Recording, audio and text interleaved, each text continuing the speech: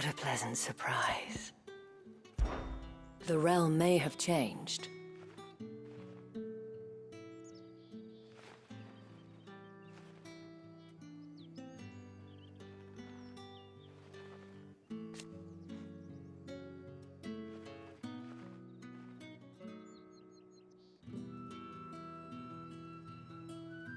I will admit,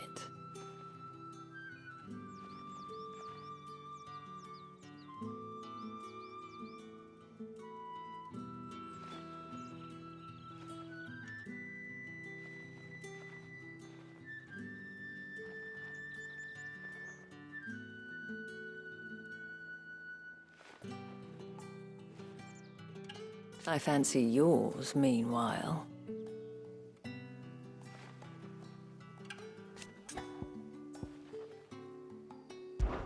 Before there was a North Reach.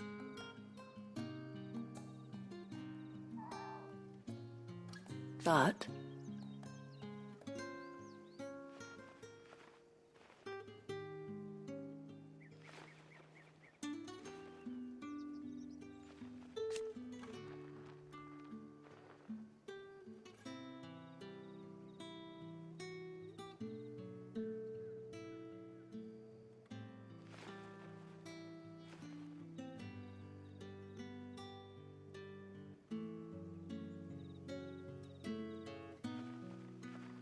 alas.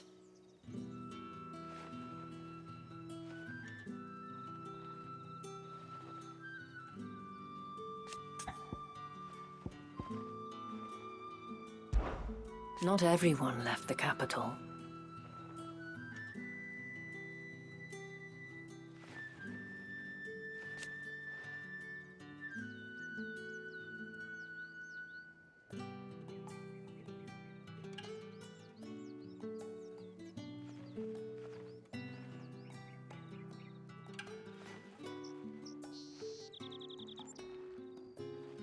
In a few short moons.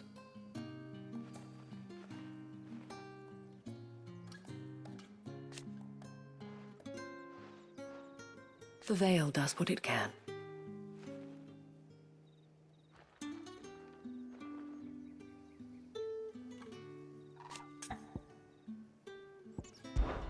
Do stay out of trouble.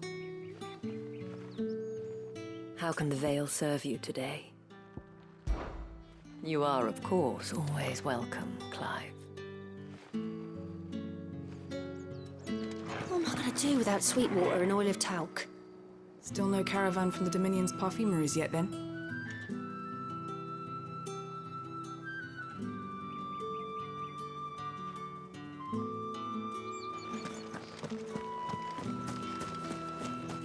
Seeing as business is scarce these days, the Dame decided we should all learn to read. I only wish she had some smaller books. My arms ache something fierce. Seeing as business is scarce these days, the Dame decided we should all learn to read. I only wish she had some smaller books. My arms ache something fierce. Time was there were great coin sacks swinging from every belt in town. Not anymore. Since the capital moved, they're all shriveled to the size of peas.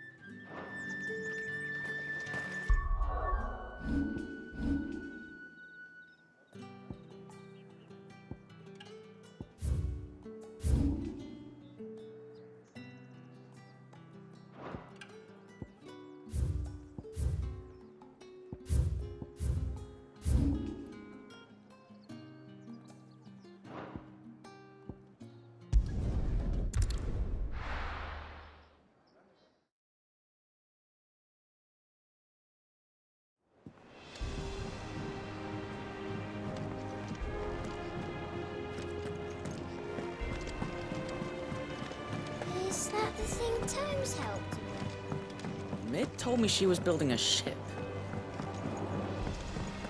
Is that you done then? Mid's not roped you into building the rest of the boat, has she? Is that you done then? Mid's not roped you into building the rest of the boat, has she? Is that you done then? Mid's not roped you into building the rest of the boat, has she? Goat. Still alive, I see. So Lady Karen accepted the ruby. Ah, about that. I tried my best, but she was just too stubborn to take it. She threw it right back in my face, in fact, and told me I could stick my stupid stone where the sun don't shine. Karen refused payment. I hope it wasn't something I said. I'm sure you were as tactful as ever. Let me see what I can do. Oh, wonderful. I hope you have better luck than I did.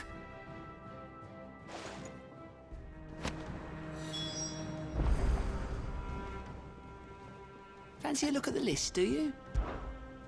Oh, this time Otto really will have my head. Anything catch your eye? Seen enough?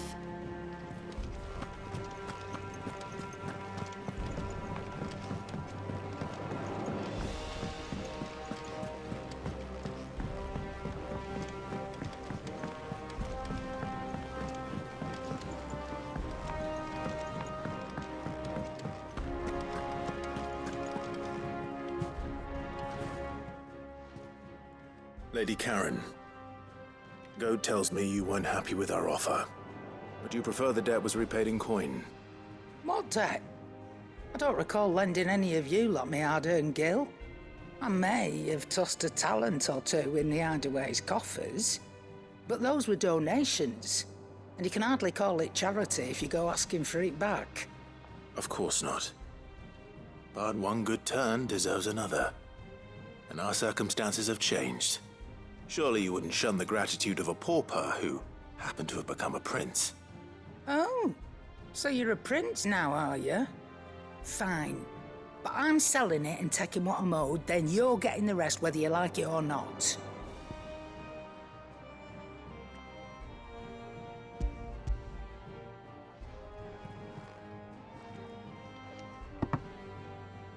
Where'd you even get this?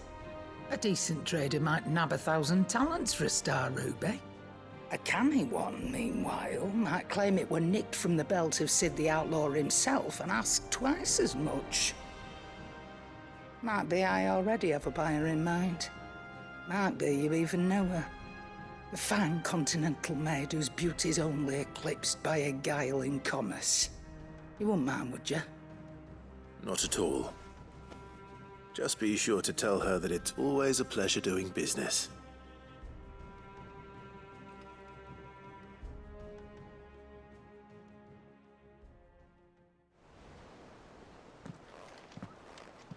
I hear you ended up delivering all 3 stones.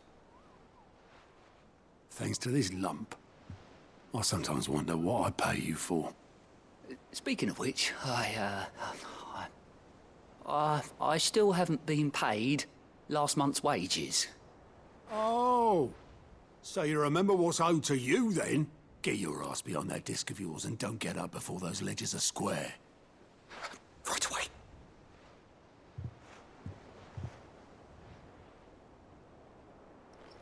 I've seen that before. You have, yeah. Plenty of times.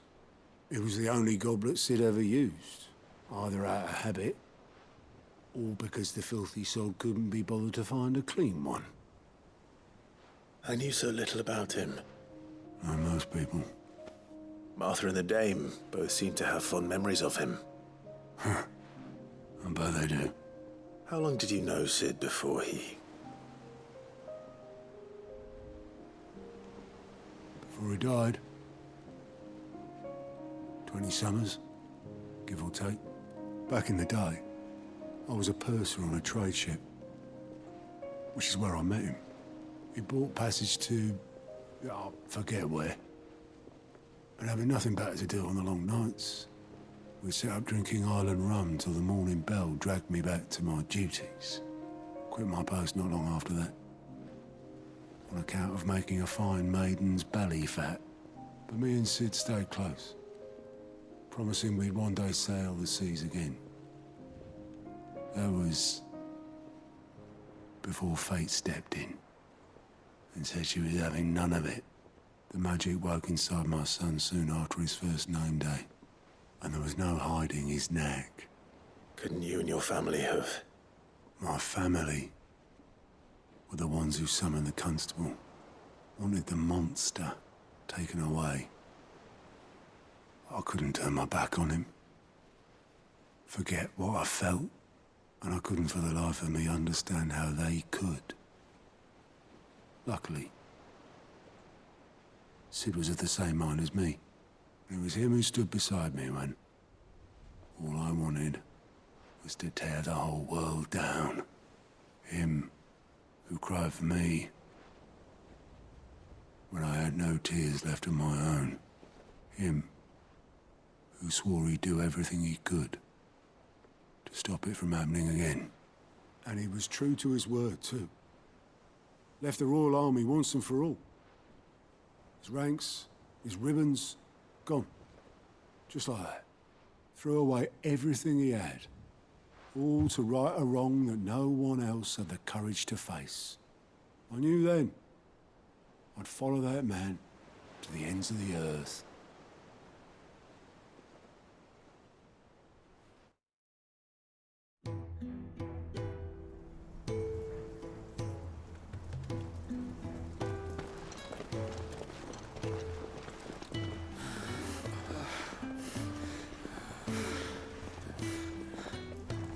He was always too clever for his own good, was Sid.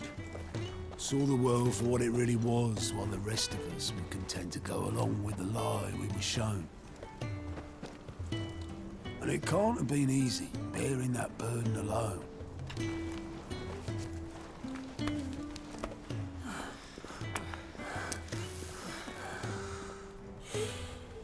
But he didn't let it stop him.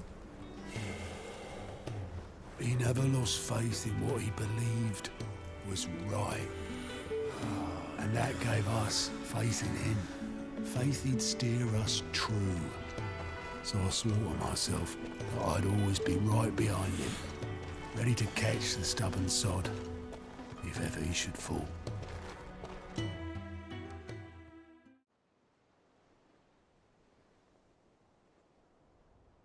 But I couldn't even do that.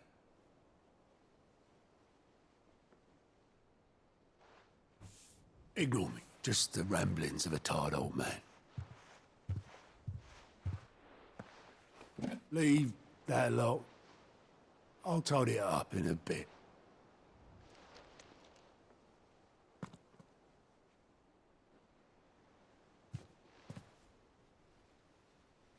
This is Sid's handwriting.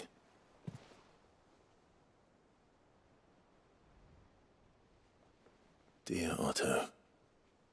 I may be drunk, but I wanted you to know this place would be fucked without you. Love you, you grumpy old sod.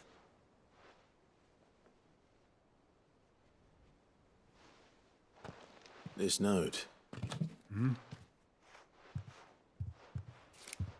What about it? Sid was right.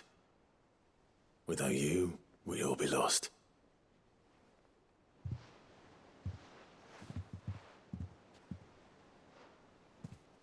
He should have bloody well said so then. Just once. Before he went. But then, why would he? Him, or anyone? I'd only have told him to piss off.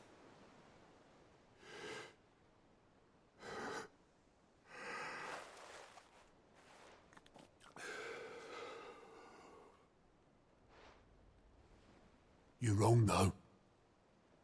Both of you. It was never just me keeping the hideaway afloat. It was all of us. I just shoved people in the right direction, I barely seem to be able to do that anymore.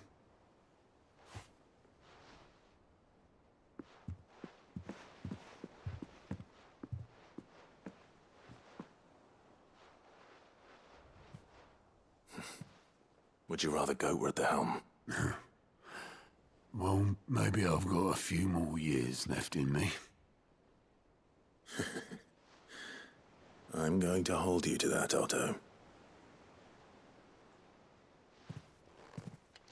Before you go,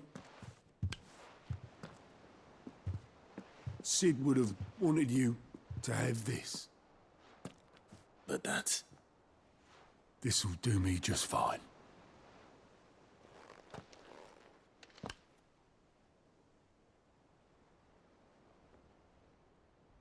Thanks for the ray of sunshine. I'll see if I can't pay you back. Already have.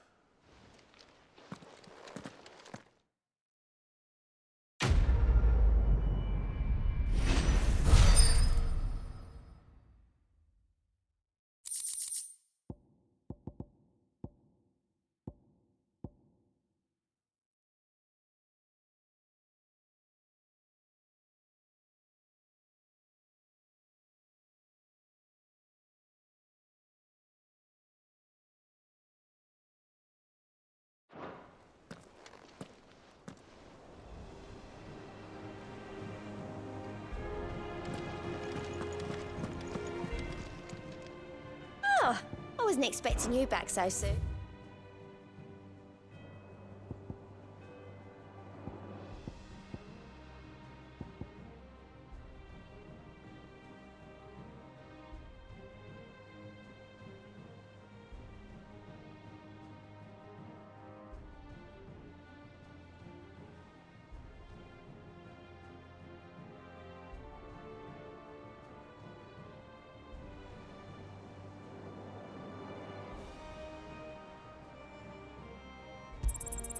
There you are.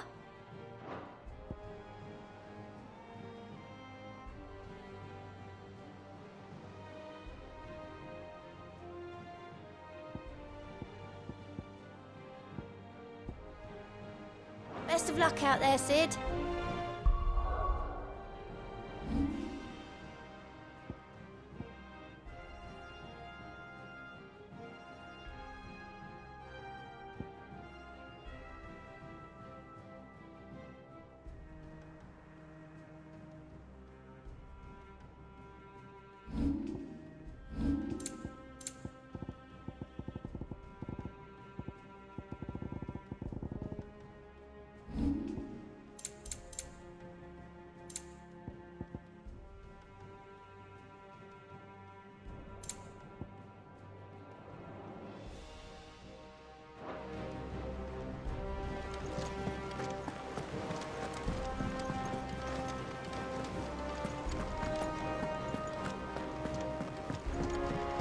Told me she was building a ship.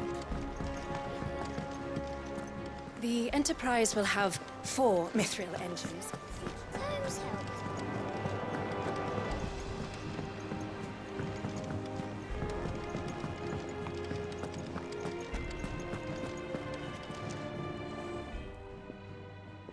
I got your note. You think something's wrong with Torgal? So you can read. Congratulations.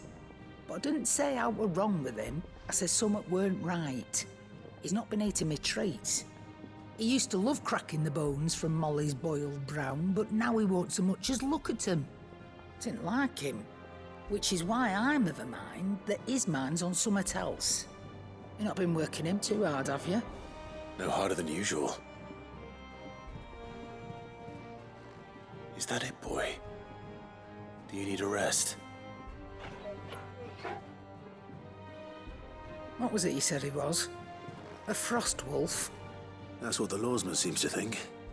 Then maybe this all has something to do with whatever it is that's woken inside him. I suppose things have been different since Rosalith. Perhaps Hippocrates knows something. Instead of everything, you mean? Perhaps.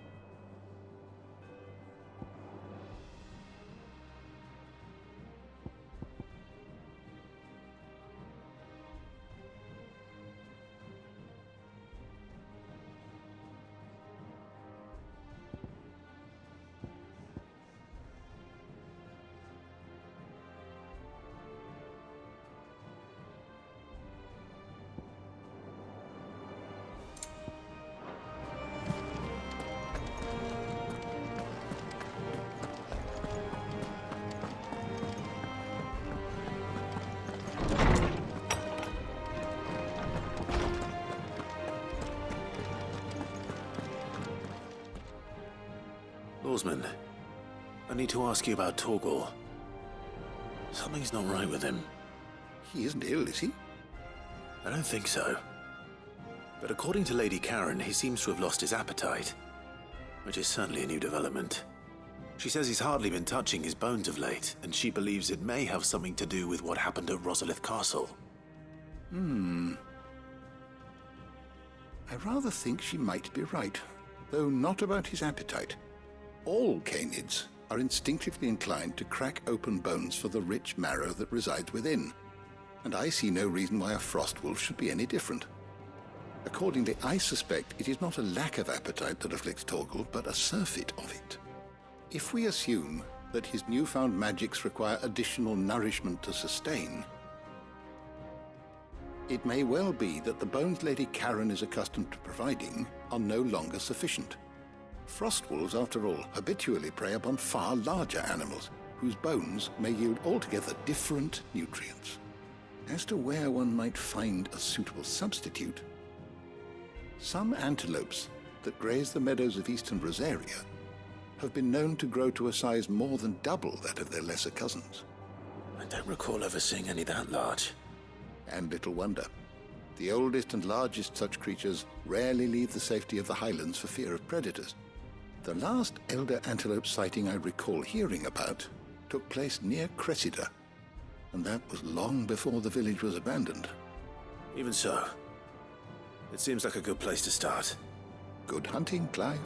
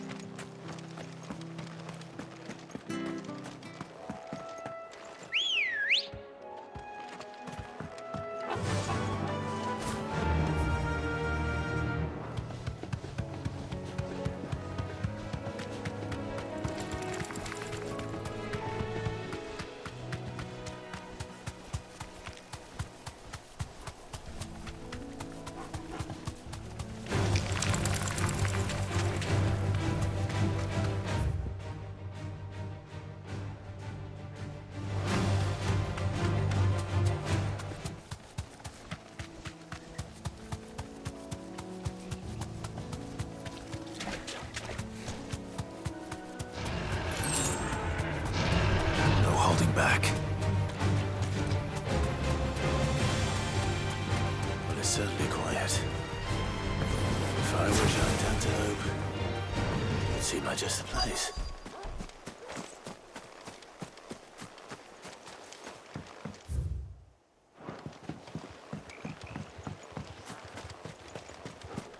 I doubt we'll find one bigger than that. You hungry, Torgal?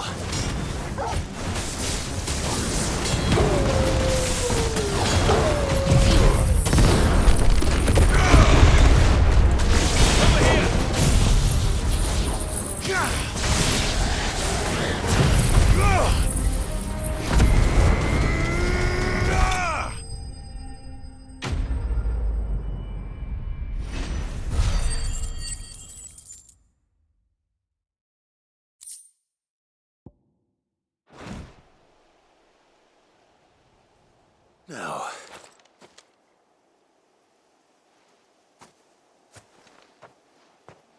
will it be enough, I wonder?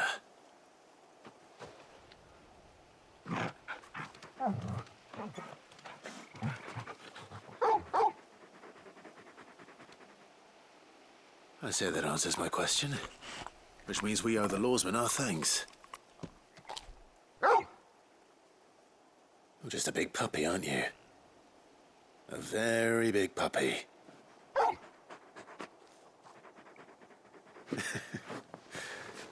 do know you can take that with you, Torgal.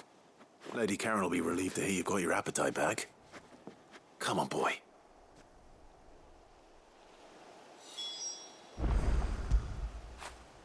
When did you get so big?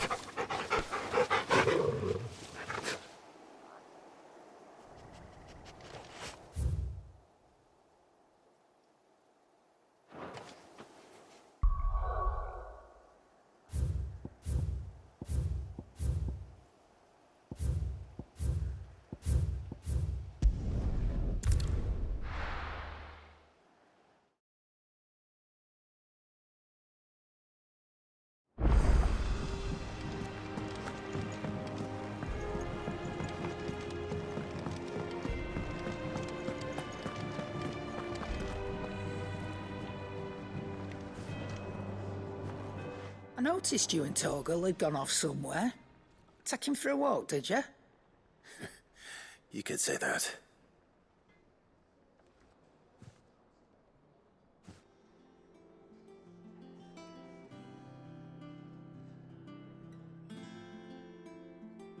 So, Molly's leftovers weren't good enough, eh? That'll teach me for treating you like you're still a pup.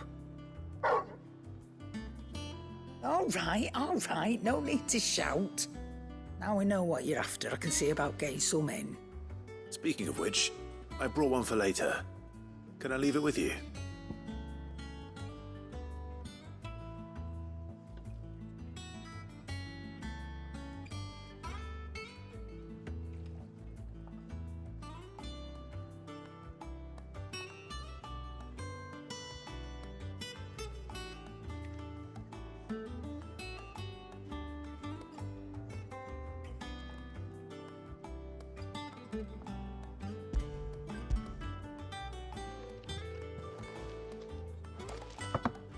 You can, aye. I'm nice like that. In return, you can thank Tomes for me. The bloody know-it-all. I was just on my way to see him.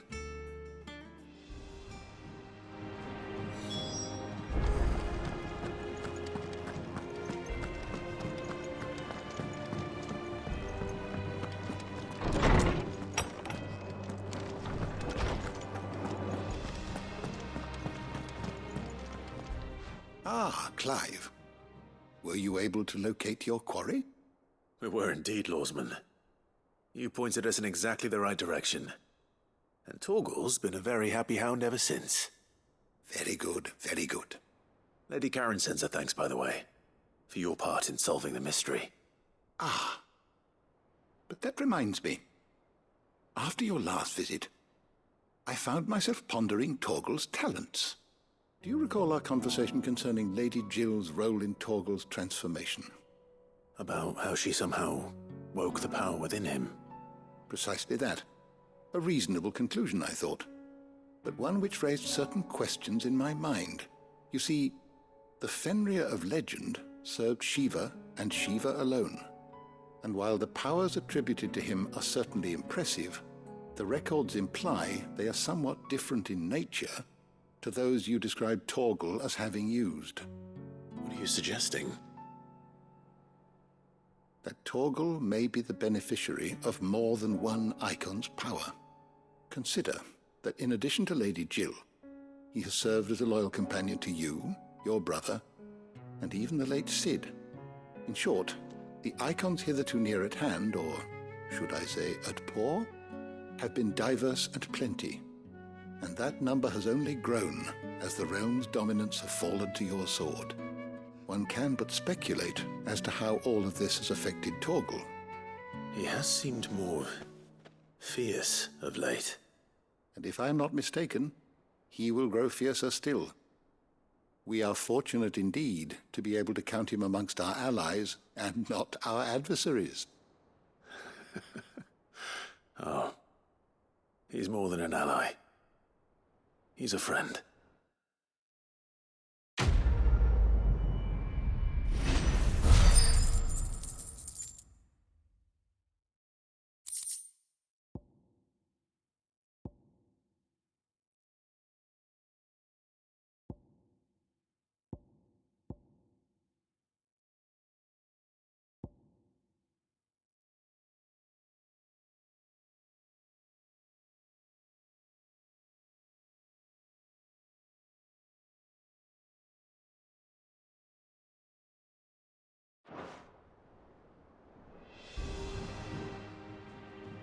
how good it is to see you, Clive. I have a few new notes that might interest you.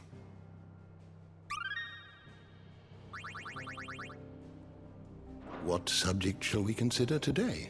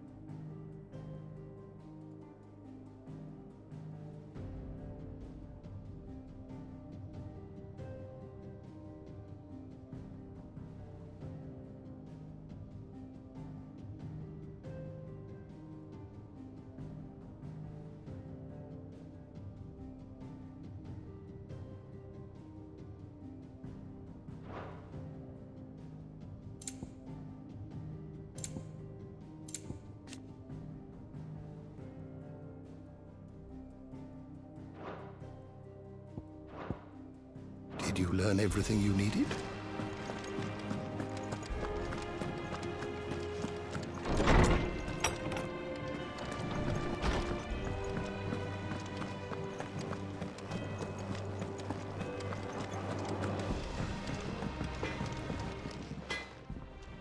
Blackthorn, do you have a moment? Not really, no. This won't take long. I just wanted to ask how you're getting on. August was worried about you, that you might still be doubting your craft, even after learning the trick of that cuirass.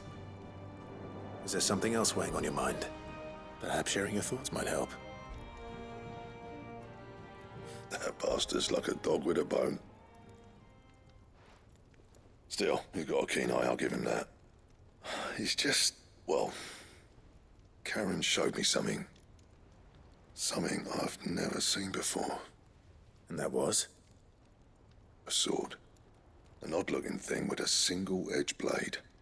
The metal itself wasn't anything to write home about, but fuck me. The edge on it. You could slice a man clean in two with a weapon like that, and he'd be halfway home before he even realized he'd been cut. So that's what's troubling you? Nah, no. Not troubling me exactly. More distracting. Can't stop thinking, how do you get an edge that sharp? It's driving me mad. And if you knew how to do it, we could arm the curse breakers with even better blades. That's about the size of it, yeah. I'll see what I can find out. Sharper swords are always welcome. And we can't have our master blacksmith being distracted. You're a soft touch, you know that. But I can't say I'm not grateful for it. Good luck, eh? Thank you. Let's see what Karen knows about this sword.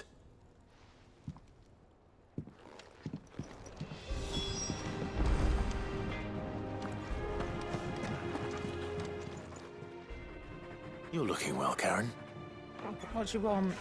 Out with it. I want to know about the sword you showed Blackthorn. Single-edged and extremely sharp. Running around after him again, are you? I suppose I am, yes. But I need to help him find out how to work an edge like that. It's driving him to distraction. Little wonder, I suppose. There's not many like that make it as far as the twins, and those that do go straight into private collections. Which made it nice and easy finding a buyer. Can you tell me who bought it? Where is it now? You think I tell people who my clients are? Suppose you're not likely to go nicking him off me, are you now? Fine. If you stop mooning at me like that. Lord Ignac's the man you want. Dalmekian bloke. Collects weapons and the like. And he's got more money than sense, which is why he's one of my favourite clients. Reckon he'll still be at the inn in Dalamil, where I left him. Thank you, Karen. Oh. And he's a touch eccentric. If you take my meaning. I appreciate the warning.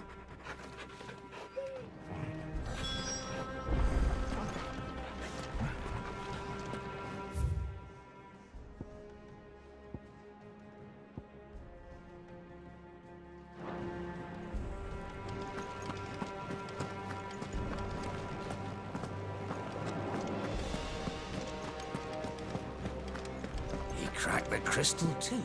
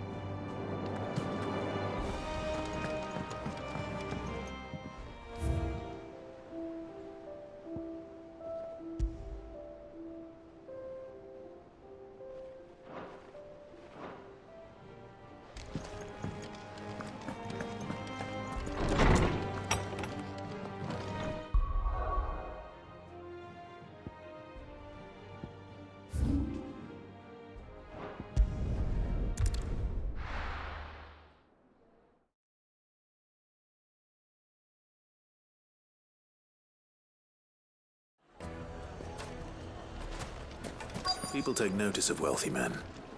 Shouldn't be too hard to track down Karen's collector. Back again, are you? Any more trouble and you'll be barred for life, however deep your friend's pockets might be. Calm yourself. We don't know for sure.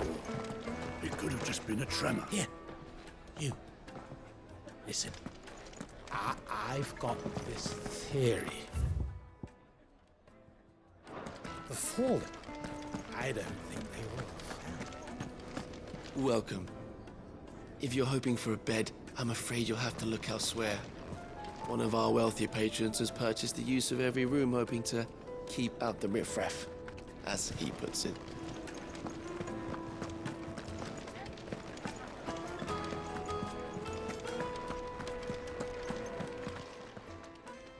My reputation will be ruined! Ruined! Calm yourself, Lord Ignac, I beg of you, before you do yourself a mischief. Pardon the intrusion, but... Out! Get out! I paid for these rooms so I wouldn't be disturbed. Leave me be! Please, allow me to apologize. His lordship is going through a difficult time, and he's never been fond of guests arriving unannounced. Radim! Get rid of the filthy oaf this instant! Very good, Lord Ignac. Would you mind stepping outside for a moment?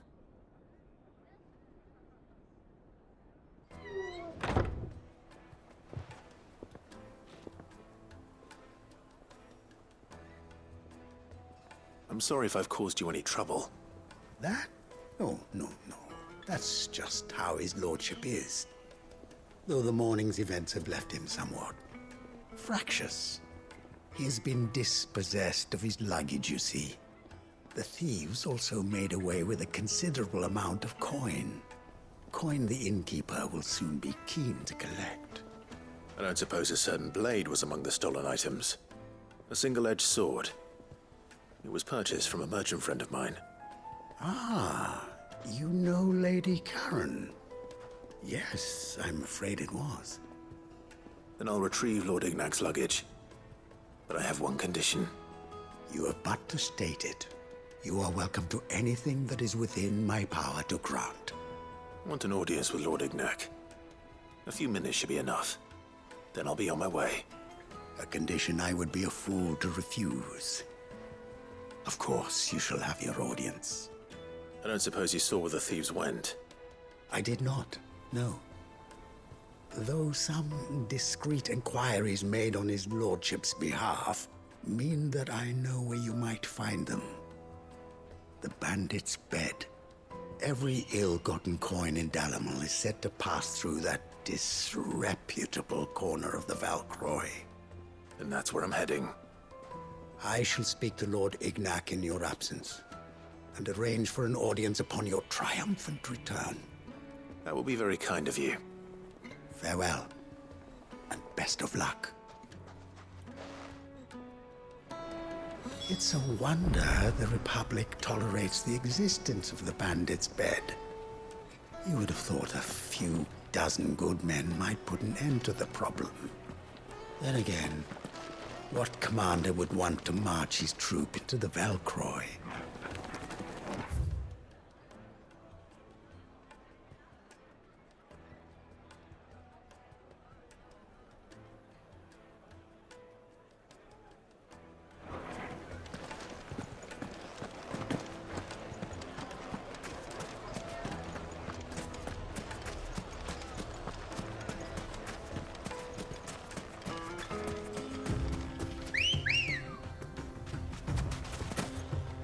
Let's go.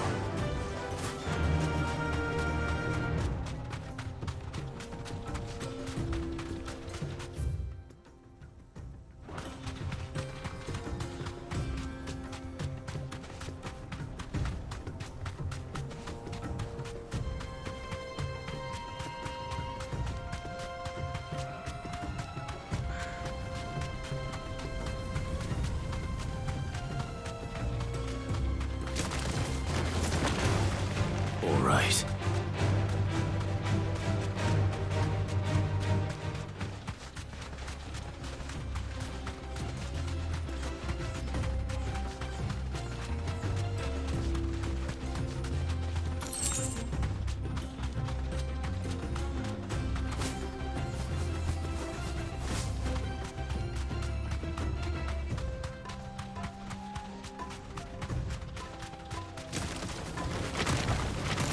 Time to fight.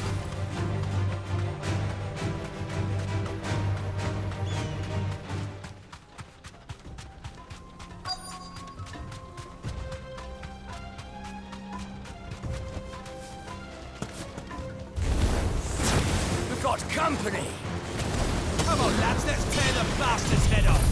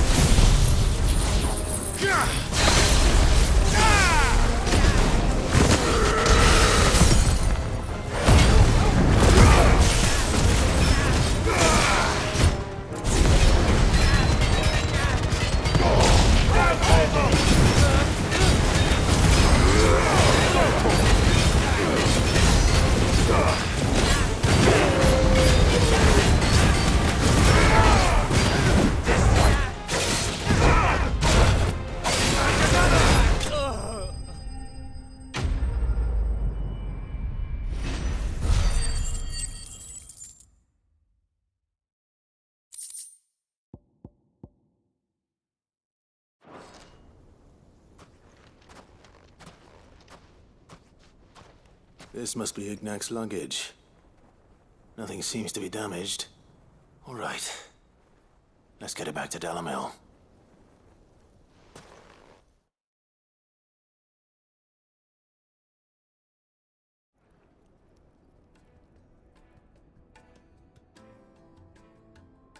I hear I have you to thank for the return of my effects. What shall I call you, my good man? Wyvern. Glad to make your acquaintance. A formidable name indeed. Well, Wyvern, I appear to be in your debt. Redeem here tells me you wished for an audience. Is that all? A few moments of your time should suffice, yes. You're a peculiar fellow, Wyvern. All right, speak. Master Wyvern was wondering if you could tell him about a certain single-edged sword you recently acquired. Oh, a true work of art, that one. Karen drove me hard on the price, but I would have sold her Radim here to get my hands on that sword. It was made in the Outer Isles, far beyond the Twins, and is used exclusively by the practitioners of a unique school of swordsmanship. They believe no combat should ever exceed a single strike, and hone their blades to such perfection that none ever does. Each sword is made for that one perfect stroke, and for that stroke only. They crack upon a second blow. There's a brutal sort of beauty to it, really. But how do they hone such an edge? Fine question. Why, they use a whetstone, of course. Whetstones, rather. A whole array of them, ranging from the coarse to the fine. 10,000 licks with the sharpening stone, then 10,000 more. But it is the final stone which lends the blade its legendary sharpness. A mineral quite foreign to this great realm of ours. And that is the key. The secret ingredient. Wyvern, it occurs to me that my little lecture is hardly equal to services rendered. Take this, together with my regards. The very stone of which I spoke, far rarer among collectors than even the blade itself, and a far more fitting payment. Thank you. Pardon the intrusion, my lordship. However, it is long past time we prepared ourselves to depart. So it is. I am locked in bitter competition with a rival collector of curiosities. I am one step ahead of the unscrupulous scoundrel, but he is hard at my heels. Are there many other collectors out there? Too many to count, but only one do I consider my nemesis. Lord Byron Rosfield. And is a perennial thorn in my side. I can imagine. Farewell, Wyvern. May our paths cross again. Radim, we mustn't dawdle.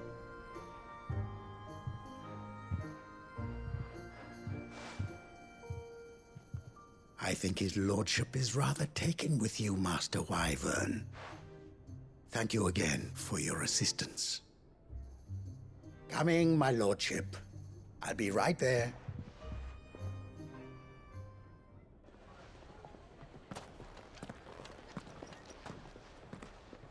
Trust Uncle Byron to find such an interesting rival. Now, let's see what Blackthorn makes of this whetstone, shall we?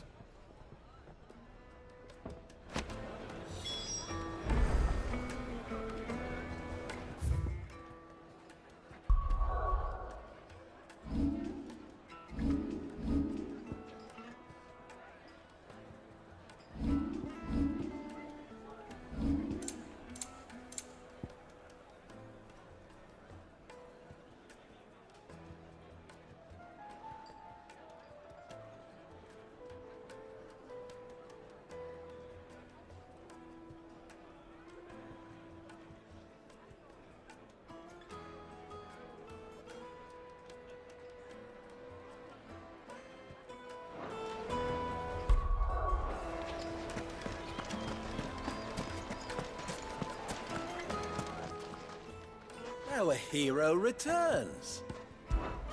Stay safe. He's out there. Master Lubo says...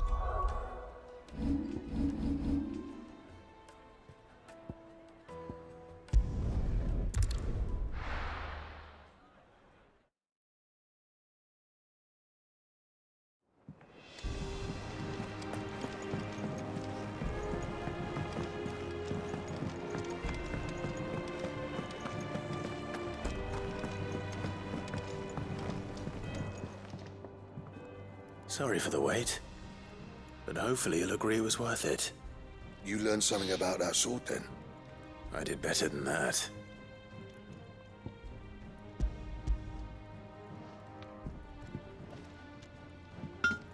Hey, a whetstone? Yes. But not one you'll find anywhere in Valisthea.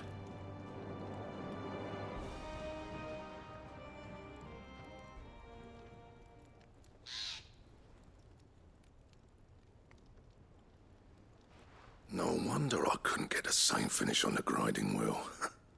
One hit and all done, eh? Might not be so bad if all you ever fought were duels. Good luck on the battlefield. Your second opponent would be your last, no matter how good you were. Even so, is there some way it could be used to give the Cursebreakers an edge? I think so, yeah. With this whetstone and the right kind of steel, I could probably even make a twin of the blade that rattled me. But there'd be no replacing this little rock once I worn it down to a sliver. I reckon we get a dozen swords from it, if that. Swords that the Cursebreakers wouldn't know how to wield properly, and that would see them through a single fire piece. Nah, no point trying to copy that thing. Be about as much use as a wax anvil. But finishing our blades with a whetstone this fine, now that's something to consider. And what's finer than fallen masonry, eh? Or more hard-wearing, for that matter. Just imagine it. Good Valisthean steel with an edge as sharp as any found in the Outer Isles. I won't make a copy now.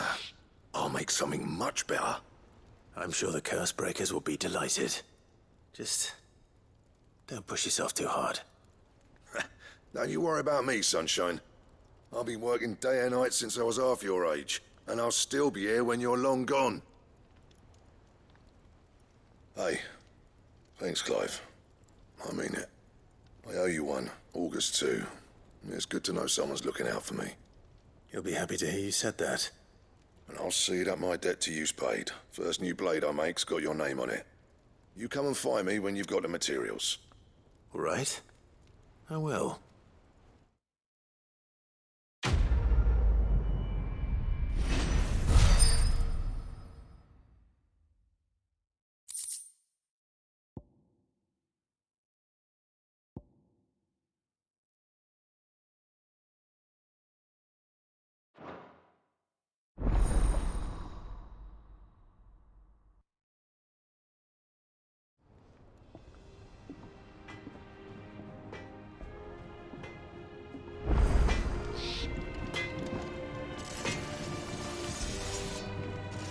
Back, are ya? What do you want?